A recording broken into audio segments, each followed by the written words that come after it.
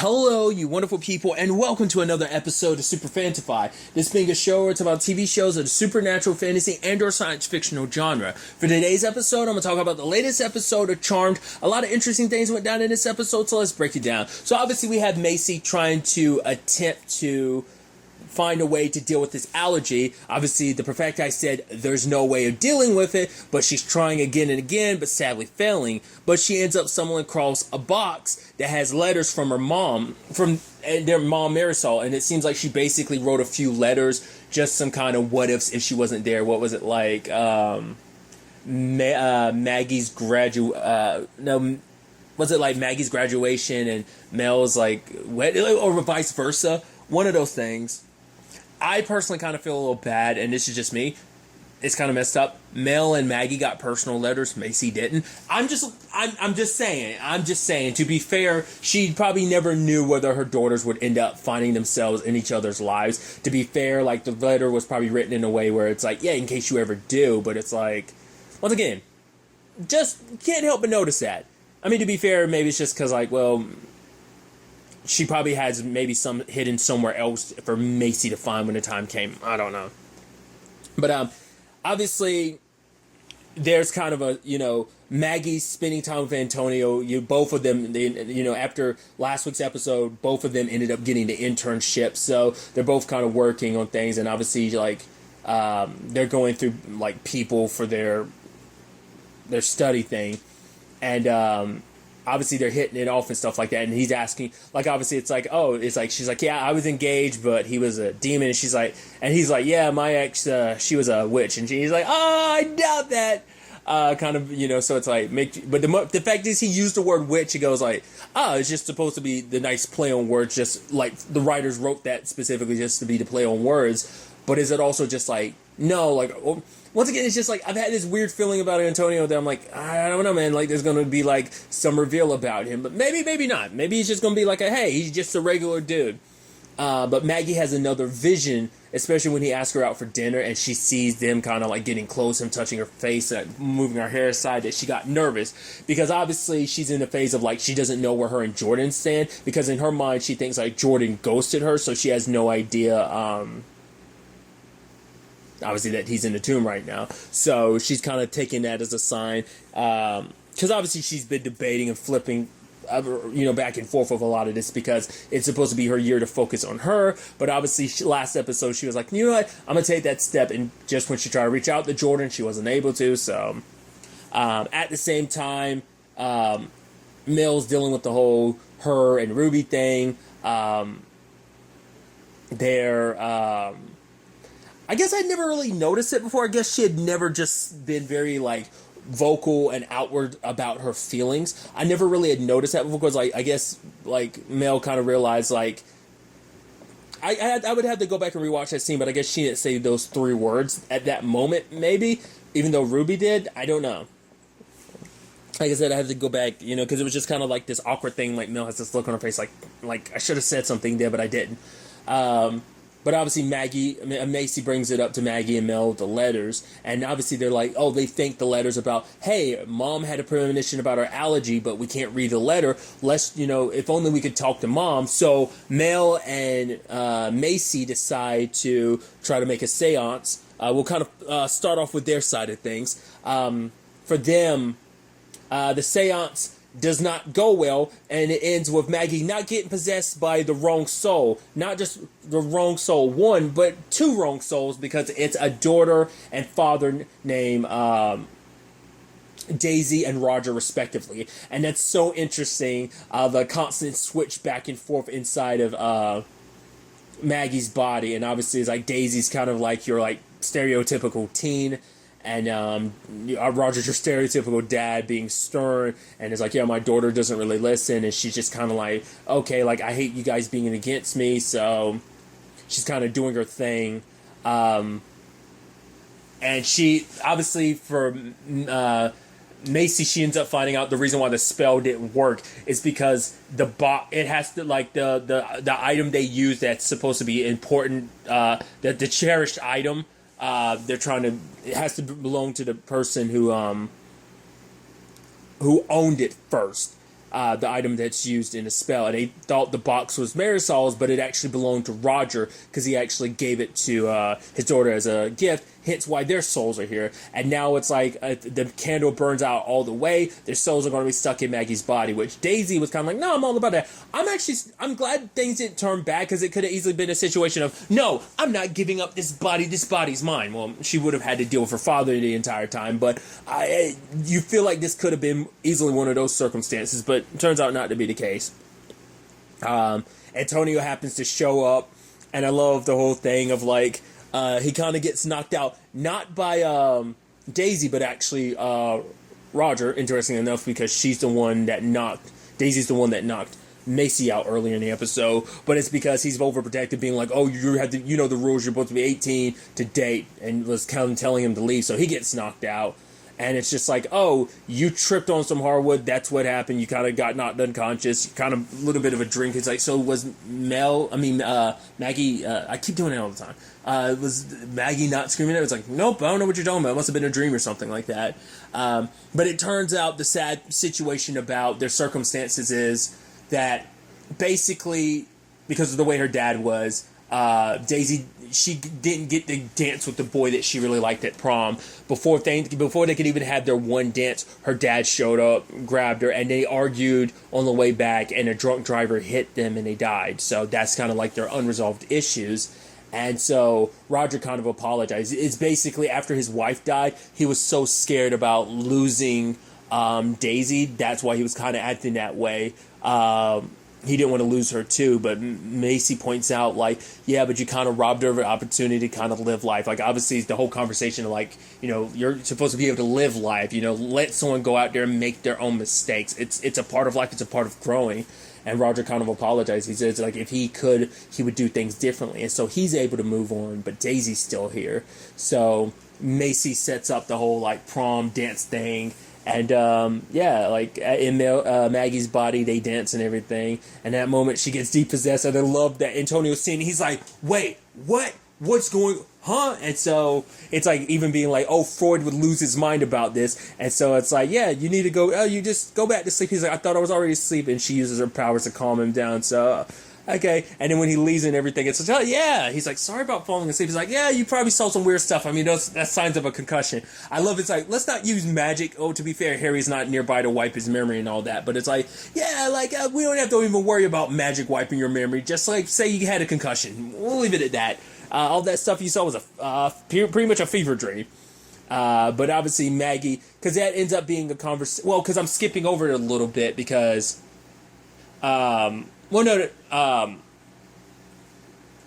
before this, while he was still asleep, they went back upstairs and their mom actually does pop up. Obviously, the letter we find out wasn't about the fever. It was legitimately just a literal letter about when you're kind of basically your sisters. Siblings get at each other's throats all the time. I know that firsthand. Like, I've seen that with my own sisters. Like, I've always been the type to keep to myself, but I'm sure I've blown up at my sisters in the past, but I definitely know they've had issues, but, that's them. It's like, no siblings are always going to get along. It's, that's just the way it is. But it's like she wrote that letter kind of to basically be like, despite whatever challenges come their way, that they will kind of like, it was meant to be a letter to just kind of bring them back together to remind each other, like, and to be fair, they've had those moments of like, they've had their disagreements and they kind of pull apart, but they always come back together. So, just a little motherly advice on trying to keep her daughters together. And so it's like, right, you have anything else you want to ask me about Harry? And then, it's like, she's worried about, because there's so many ways this could go wrong with Harry becoming mortal. It could be, but obviously he has everyone, like the only person's full support he doesn't have is Macy's, because Mel and Maggie are willing, because for them it's like, nah, Harry, you've done so much for us. You're worried about like, oh, not being able to heal us. It's like, we're the charm ones, we're like the most powerful witches. We can take care of ourselves. But also it's like, you've done so much for us. You've sacrificed so much your own happiness for us. At the very least, like, if you need to do this, then you've got our support. But Macy's still reserved because it's still the thing of like, well, what if this spell to try and turn immortal goes wrong? Like, she's the person that kind of like tries to account for all the worst case scenarios. I think it's like, just the scientist that she is, tries to account for everything. But like, obviously with this and magic, you can't always account for everything. There's always going to be unpredictability with a lot of this stuff. I think it's not like, hey, it's not pure science, you know. It's not a science to a certain degree. So, but talking to her mom, kind of making her realize, like, you know, it kind of settled her mind a little bit more about that. Also appreciate her being like, oh yeah, also give Maggie tell your sister, like, stop kind of worrying about it so much. Just think about what she wants, who she wants. Just follow her heart. She'll find the right answer, you know? And so she ends up leaving. I feel so bad that, like, Mel didn't get an opportunity to talk to their mom. But maybe that's because in her mind, you know, Marisol was like, I don't have to worry about it. That maybe she knew, like, okay, what Mel's going through right now is actually pushing her in the right direction. She doesn't need my advice. She's figuring it out on her own. And it's like, probably in her mind, it's like, Mel's always been the strong one. And it's like, I know she'll figure things out. She doesn't need me butting in. She's got this covered. So, but it's still that thing of, once again, the irony behind it, because I brought up, like, oh, Macy didn't get an individual letter. Well, Mel didn't get an individual moment with her mom this episode. So I just thought that was kind of sucky. Especially considering, like, the OG Charm ones, they got conversations with their mom, like, not all the time, but from time to time they had a meeting with, like, their mom, you know. So it's like, it's kind of sad that these Charm ones don't get that opportunity that the OGs got, because they talked to their mom like a handful of times over the course of this series, you know. So, but nevertheless, so there's that side of things. And obviously with that, Maggie has decided, you know, she tells Antonio, like, yeah, that person that I don't know about, like, she kind of figures that's kind of where her heart's kind of leaning. And, you know, Antonio's not too upset. He's like, I get it. I'm glad that you could be able to get some clarity. So I guess that's actually what her visions have all been about. It's been about kind of pointing her. And, I mean, we've seen, I think it's meant to be not only a vision of the future, but, I mean, the possibilities, but I think it's also like, maybe it's also been pointing her to try and lead her heart in the right way for her to make a choice, because it's like, she's been fighting it so long, like how she's felt about Jordan, and she's kind of put it off more and more, and it's like,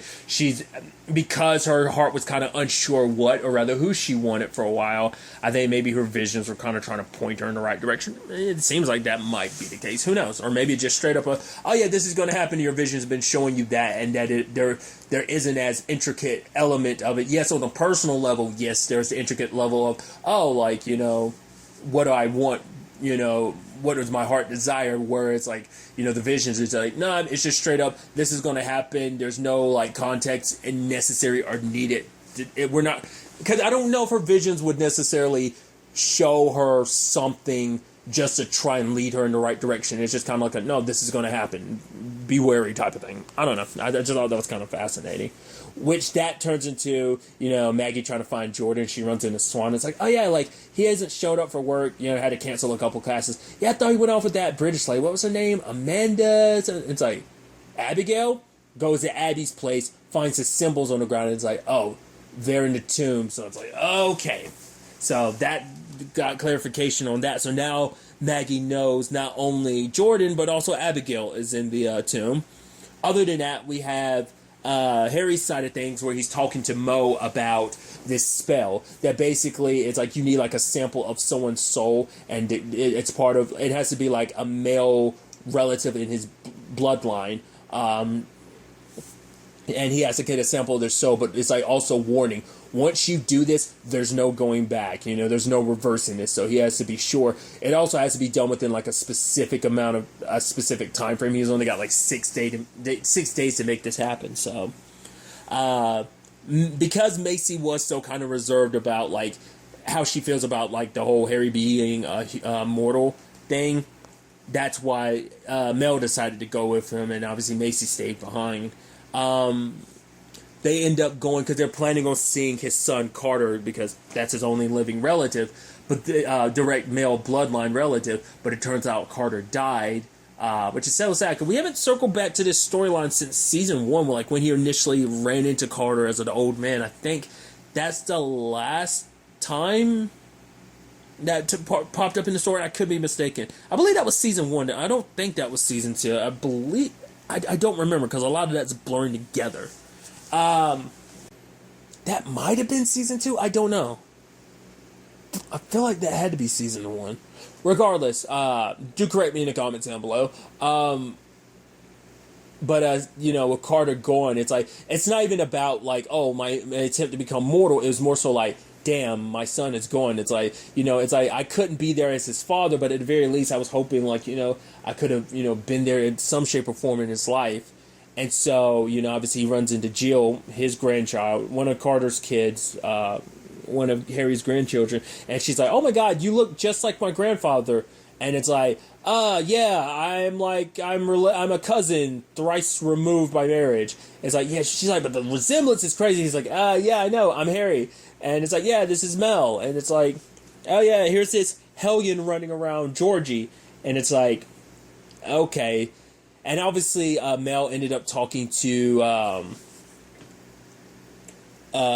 Jill and her wife, and it's kind of a thing of like, oh, looking at how happy they are, they're married. It's like, how long you guys been together? It's like, they've been married 3 months. They were in like a 2-year long long distance relationship, which obviously like seeing them together and hearing them talk about like, obviously like the struggles of it, like that basically it could make or break your relationship, and it kind of put a lot of things in perspective for Mel, of kind of like being true to her heart. Like at the, skipping ahead a little bit, she ends up finally telling Ruben like, I love you. I've been hiding something from the entire time. It's like, I love you, and that's it. I mean, not like that's it just because like it's no big deal, but it's just like, I do love you, and I want to kind of keep going like that, kind of showcasing, finally opening up her feelings, being kind of a little vulnerable in that moment, I think. And Ruby not saying anything, she's like, I'm just trying to like remember like the air and just everything around, and just trying to remember this moment, and I love you too, Mel. And it's like beautiful moment, them having their moment, just like Harry and Macy, where it's like getting their hands close to create the allergy spark. It's still beautiful in its own right. It's kind of the thing of like, right, it's kind of sad because there's a reminder of you can't touch because of the allergy, but it's also like its own beautiful thing of kind of like very reminiscent of like obviously Barry and Iris with like the spark of lightning between them, and kind of what that's kind of birthed this season of The Flash. We'll leave it at that.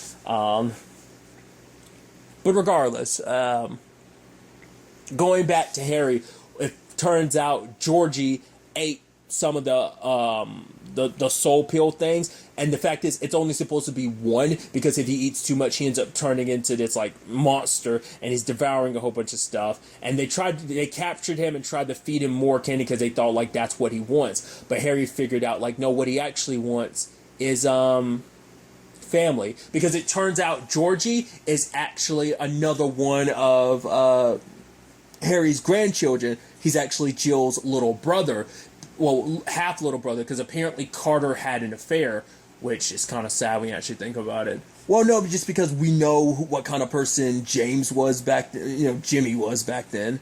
So it's sadly almost like history kind of repeating to a certain extent, but obviously it was a family friend, and so that her husband never found out, they just kind of acknowledge of like, oh yeah, Carter was Uncle Carter instead of Papa Carter, so that complicated things. So that's also probably why, I don't know, I guess Jill doesn't know either. Well, I don't know, because didn't the conversation come up about like saying like, oh yeah, like he's the child of a family friend or something like that.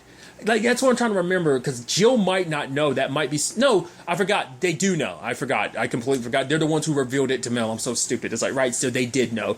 Like, Georgie's like the only one in the family, and probably Georgie's mom's husband is probably the only other one that's not in the know about everything. Regardless. For one, it's like, oh, you do have another live male relative that can be used for this, but also he's going through this. But Harry understands, because it's like, right, why like Georgie's been acting out, because he misses his uncle. Like it's his, kids aren't always able to express themselves the way they want to. So he's acting out the way he is because it's his way of dealing with grief. He's grieving, and it's like, I get it. You miss, and he's like, I'm grieving too. So, and he's kind of trying to be there for him, and even at the end, calling him Uncle Harry, which is, it's nice because it's like, yeah, this way he does get to be a part of the family. We will probably be checking in on him from time to time. Granted, losing his magic means no like whooshing in. You're gonna have to take the, well, to be fair, you have the command center, so you can kind of pop in like that, but still. But also being mortal not only means his relationship with Macy, it also means a relationship with his actual family. It's like he could be more in their lives without having to watch them grow and die and stuff. Like he could actually be there for them.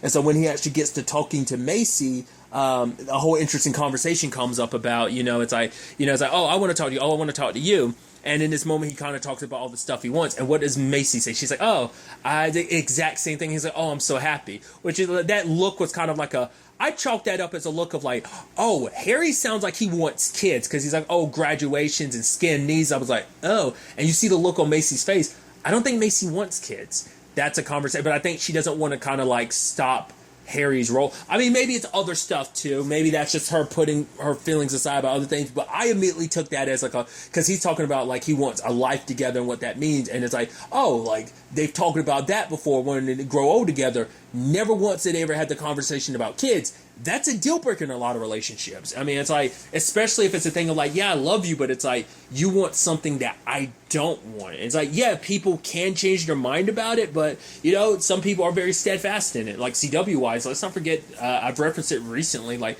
that's why Alex and Maggie on Supergirl didn't work out, because Maggie didn't want kids, but Alex did. She wanted to someday be a mother, So we'll see where things kind of go on that front. Whether or not that is what like I said, just the looks on her face made me think like, oh, this is kind of a no kid zone and you got kids. Okay, this is going to be a little more complicated than I thought. So there's that. Inside the tomb, we have Abby trying to make her escape. The entire episode focused on her. I guess to be fair, Jordan doesn't really have the tools necessary to really kind of get out. At the very least, Abigail has magic knowledge of knowing, some understanding of the tomb, just because of she was translating the tablet at one point in time for the charmed one. So because at first I was wondering how does she know about the tomb? Because it's like, oh, the tomb, you're not going to beat me, Tomb of Chaos, and of something of that nature. And I'm like, how you know the tomb? Right. Because the charm ones initially went to you to translate the title, so the tablet. I said it again, the tablet. So you knew on something, because obviously you took Harry to see that demon who can translate it for you. So that whole thing. So of course you're aware of it. So trying to make her escape. Obviously it keeps enticing her with a particular drink, her favorite drink in particular, a scotch. But she keeps ignoring it, trying to find a way out. She picks a lock. Ha, you won't beat me. And the room resets and is like, damn it. Oh. Bust through the wall with a hammer, the wall resets. It's like, I can't win. And lo and behold, who pops up? Her mom, which is interesting. And for her, it's like she has a lot of resentment towards her mom. It's like, but you kicked me out when I was 16. And she's like, yeah, I knew you were strong and you'd survive. And it's just kind of like, she kind of gets swept up in the moment because it feels nice, It's like, why? Of course you want to have family. Why do you think you sent Jordan out, after your sister Waverly? Which I was like, hey, oh, Waverly, interesting, huh? I don't think I've heard the name Waverly that often. I don't the only other Waverly I know is Waverly Earp from Winona Earp. So so when I'm always going to hear the name Waverly from now on, I will always associate it with Waverly Earp. It's just going to be that case because it's just I don't hear that name enough. I feel like there was. The closest thing is Wizards of Waverly Place. It's I think that's the only other time I've ever I knew it in that context before. Winona Earp, but I guess I just never thought about it. So, like I said, it's been so long since I saw the Wizards of Waverly Place, and obviously Winona Earp is still fresh in my mind, considering the show just ended this year, maybe a month or two ago or something of that nature. So it's that's going to be once again my go-to Waverly in my head, regardless, tangents and all that aside. But it's obviously you want family, so yeah, let's kind of make this work. And they're having fun, and she's kind of getting swept up in it, and you can tell it's the tomb is wearing her down, trying to seduce her with what she really wants. But then she kind of sees through it when her mom's like, oh, here's a drink. It's no, I don't want scotch. It's yeah, but it's she realizes no, I get what you're trying to do. And then she kind of calls her out by being yeah, the fact of the matter is I always knew the darkness was inside of you, and I knew it the moment Waverly was born. It's like you almost burned her or that house down or something like that. And it's like, and for Abigail, it's like, I didn't mean to. It's like, because I didn't know. I think it was at an age where it's like, right, she didn't know what she was. She didn't know about being, probably didn't know about being half witch.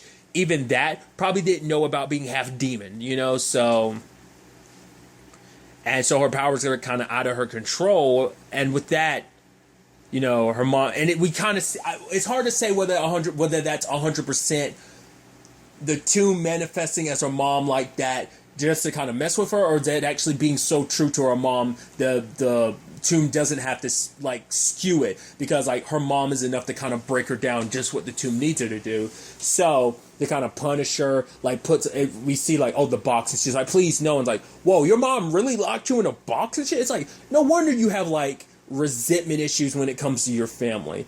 Holy, you know. And obviously, like, eventually she's like, I'll do anything to get out of it. And ultimately she's able to get out. She's like, okay, mom. And then she sees the drink and she succumbs and just gives in, because it's just easier that way. And I'm assuming she's going to be trapped in this delusion now that she's kind of given into it. She submitted to it, rather than she's no longer fighting it just because it broke her down, it wore her down, you know. And it's just like, right, I have a good relationship, and it's just like, my mom would be back and we'll have the relationship we never had. So trying to fill that hole in her heart, like, you know, because like, that's why she's kind of done what she's done. Like, she's overcompensating for like not having anyone in her life family wise, or, you know, someone to kind of love and be loved in return, like missing that in her life. And I don't necessarily mean that in a significant other way. I mean that just in a general way of like, she has no one. Like, only people she has in her life are her demons, and they don't love her. They serve her because they fear her, and it's like she's a greater power. Given an opportunity, any one of them would take the chance to knock her off her throne. She already knows that. That's why she's kind of like, yeah, I'm gotta